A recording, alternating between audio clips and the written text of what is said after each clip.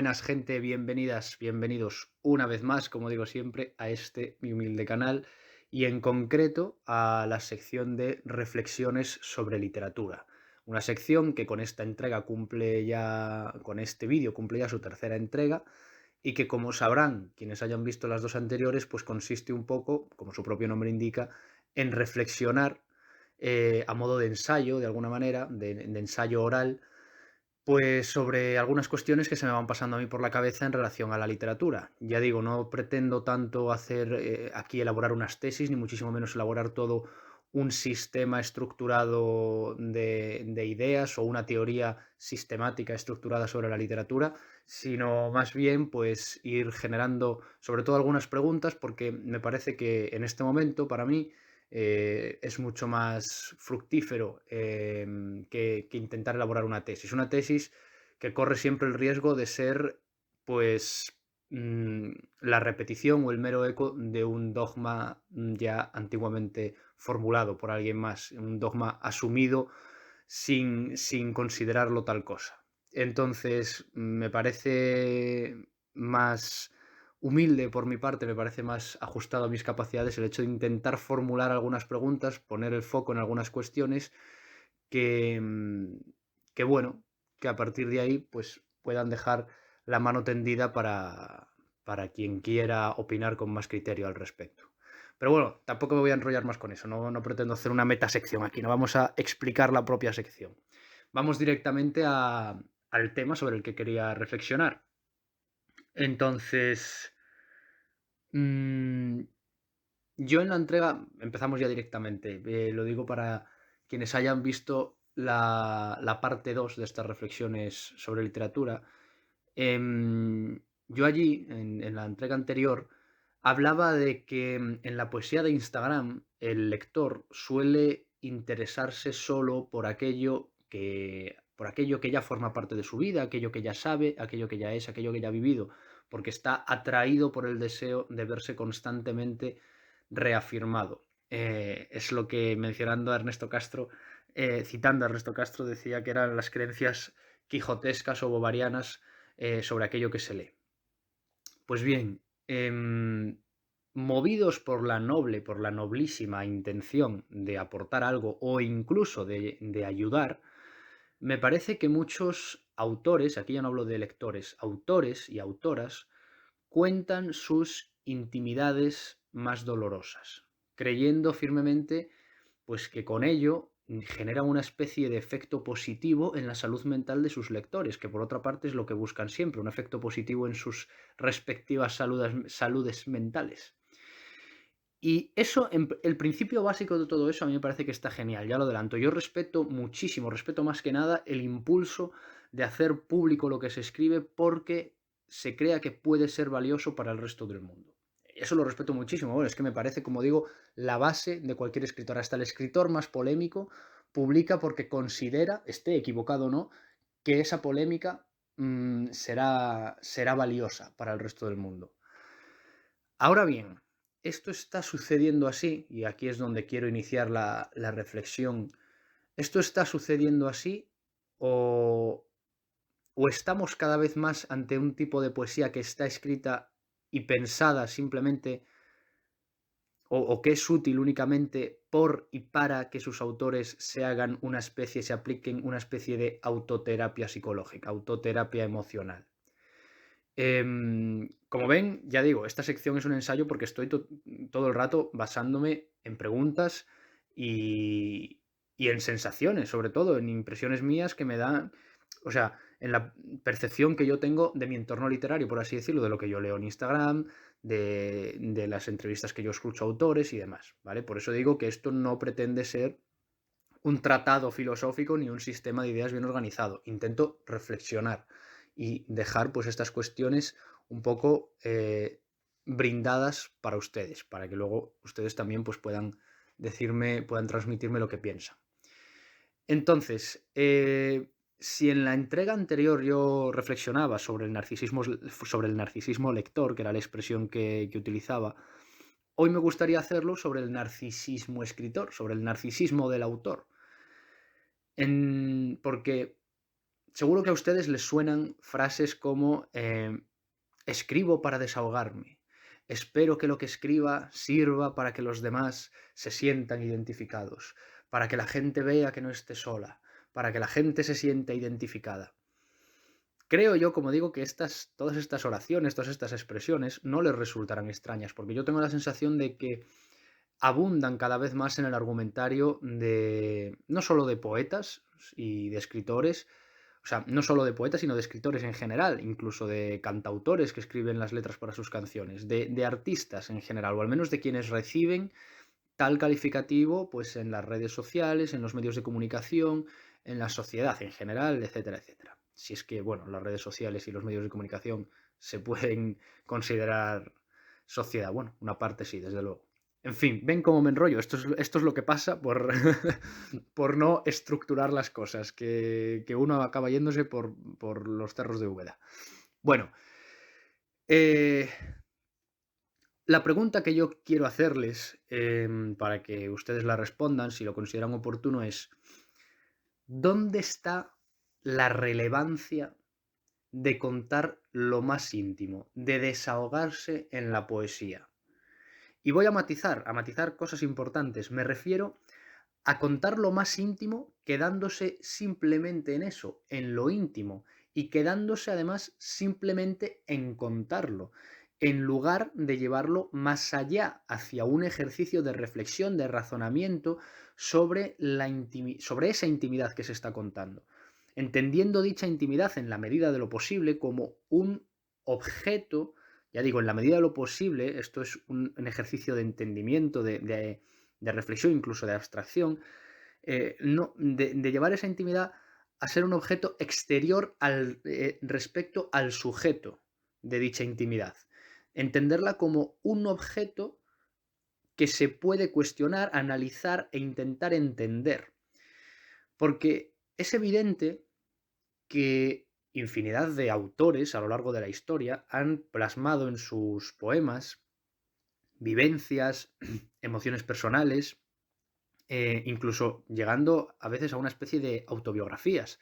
Pero claro, es que los y las grandes poetas han sabido llevar eso más allá y han sabido utilizarlo como una plataforma en la que apoyarse para reflexionar más objetivamente sobre aquello que sienten o sobre aquello que les ha sucedido. Y utilizo, insisto, la palabra objetivamente no como sinónimo de cierto o de verdadero, sino objetivamente refiriéndome al ejercicio de tratarlo como de tratar aquello sobre lo que se reflexiona como algo exterior a la propia subjetividad de quien ejerce la reflexión.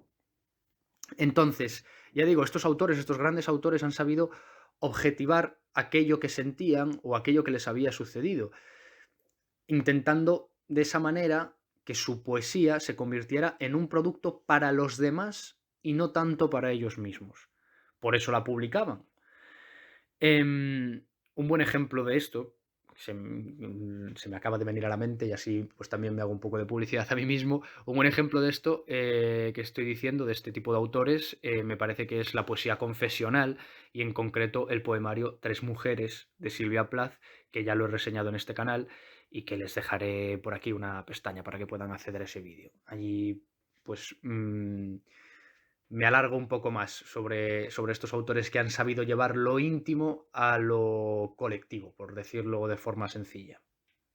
Pero bueno, a lo que iba, el asunto de este vídeo. Yo suelo escuchar y leer el argumento por parte de estos autores que utilizan la poesía como un mecanismo de pseudo-autoterapia emocional, el argumento de que quieren hacer que la gente se sienta identificada y descubra que no está sola en sus penurias. Y realmente me da la impresión, tal vez equivocada, ustedes me dirán qué piensan, de que este argumento se ha banalizado por completo. Y lo que es peor, que el público, los lectores, nos hemos acostumbrado tanto a él, a ese argumento, que lo aceptamos así, tal cual, de cualquier manera, como un dogma de fe.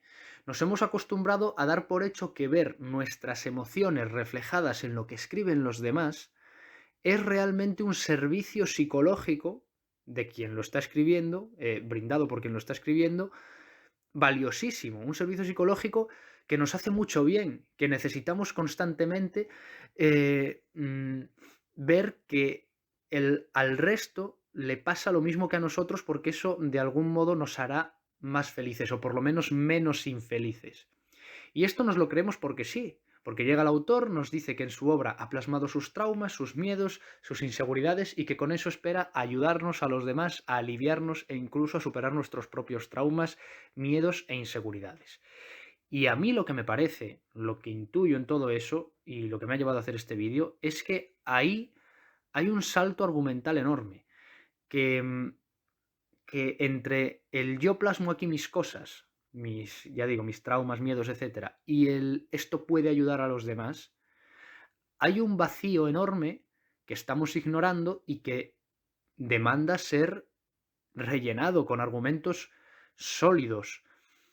Y argumentos, además, no argumentos necesariamente creados ex proceso al margen de la propia poesía, sino argumentos escritos e inscritos en la poesía misma, con un estilo y una forma que sean innovadoras o arriesgadas o por lo menos mínimamente originales, y un lenguaje que requiera razonar de manera menos normativa de lo que requiere el lenguaje habitual, que es lo que yo estoy haciendo aquí por otra parte. O sea, el lenguaje habitual es el que yo estoy empleando aquí, no me estoy expresando de manera poética.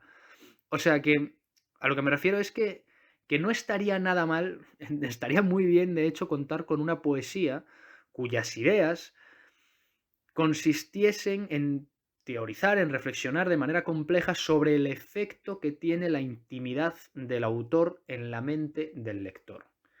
Porque yo, al fin y al cabo, aquí no estoy reflexionando solo sobre cuestiones psicológicas y antropológicas, sino también y principalmente sobre cuestiones literarias, que ese es el asunto que nos ocupa siempre en este canal.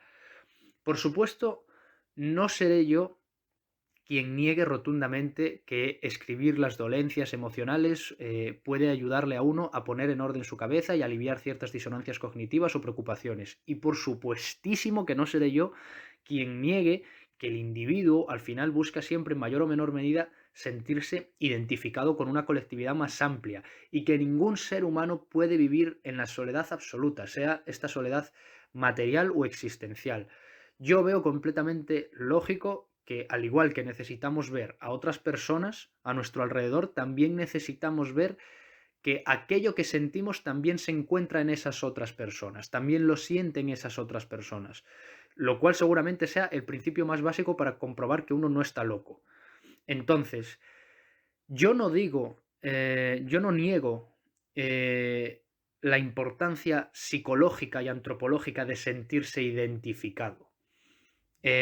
Ahora bien, lo que sí quiero cuestionar es qué papel está jugando esto de sentirse identificado en la poesía, y qué papel, y viceversa, qué papel está jugando la poesía en esto de sentirse identificado.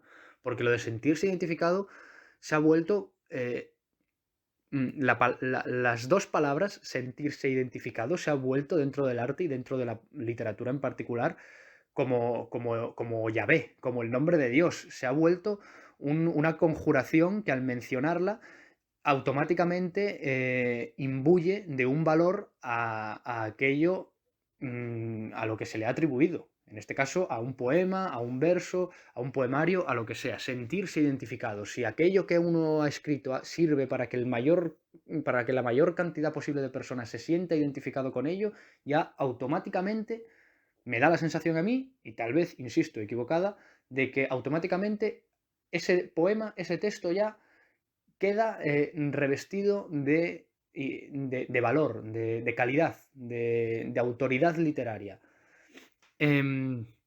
Por ejemplo, cuando leemos esos típicos versos que dicen algo así, yo siempre pongo versos de este tipo a modo de coña como ejemplo, esos típicos versos de cicatrizo mis heridas en forma de verso, o eso de cada recuerdo es una gota de tinta, o incluso algunos versos cuya categorización como verso es más que dudosa, porque tienen una gracia y una sofisticación tan reducida como, por ejemplo, decir, me duele pensar en todo lo que pudo ser y no fue. Bueno, vamos a ver, ¿qué estamos leyendo aquí? ¿Qué poder, qué capacidades, qué valor tiene este tipo de poesía? El demostrarnos que alguien, la capacidad de mostrarnos que alguien está mal emocionalmente, sí, eso desde luego, eso ya lo estamos viendo. Sea ese alguien la persona real del autor o una persona ficticia. Eso ya lo vemos. Aquí hay una serie de palabras que nos están diciendo que hay un dolor, hay una melancolía, un lamento, emociones comunes, vaya. Pero hay algo más. ¿Ofrecen estos versos un razonamiento sobre dichas emociones? Y no digamos ya un razonamiento interesante con un mínimo de originalidad. Y voy más allá. ¿Acaso al menos dicen lo de siempre, pero con una forma o un estilo sofisticado y original? Pues a mí me parece que es ese el debate a tener en cuenta en el campo de la poesía. Como digo, podemos hablar de psicología, de antropología, de filosofía, pero si vamos a hablar de poesía, en este tema de sentirse identificado, si vamos a hablar de poesía, no se trata simplemente de afirmar que uno se siente mejor cuando se identifica con aquello que lee o cuando se limita a escribir aquello que piensa. La literatura, y esto lo he dicho en más de una ocasión, y en más de dos también, la literatura es un fenómeno social e histórico. Eso sí que me atrevo a presentarlo aquí casi como una tesis. No tendría tiempo ni recursos ahora para elaborarlo sistemáticamente, pero sí que afirmo que la literatura es un fenómeno social e histórico. No es una experiencia reducida a la intimidad personal. Por eso, cuando uno escribe poesía, le guste o no, se está enfrentando a la poesía que ya está escrita, a la que escribieron otros. Por eso, si uno afirma que su poesía tiene una utilidad, un destino, un valor tan específico como ayudar a la gente a ser menos infeliz, que ya es mucho atribuirle al arte, quiero decir, yo no considero que el arte ni la poesía en particular deban tener esta labor para considerarse arte. Pero bueno, si alguien afirma que su poesía en particular tiene esa utilidad, pues oye, hay que estar muy seguro al menos de que su aportación es realmente valiosa. Por eso escribir la mayoría de las veces consiste en fracasar. Escribir poesía consiste en fracasar la mayoría de las veces, y me incluyo el primero, porque escribir es casi siempre fracasar porque no es fácil a estas alturas de la película contar algo nuevo o contarlo de manera distinta. Comprobar, y aquí ya con esto voy acabando, em, comprobar una y otra vez que lo íntimo es común y lo común es íntimo, es decir, volver una y otra vez sobre el sentirse identificado, el sentirse identificado, el sentirse identificado como valor literario, como valor artístico, eso mueve el mundo, mueve la historia o la estanca.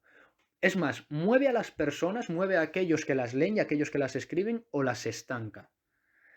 Afirmar y reafirmar la mera identificación como un valor en sí mismo aporta algo.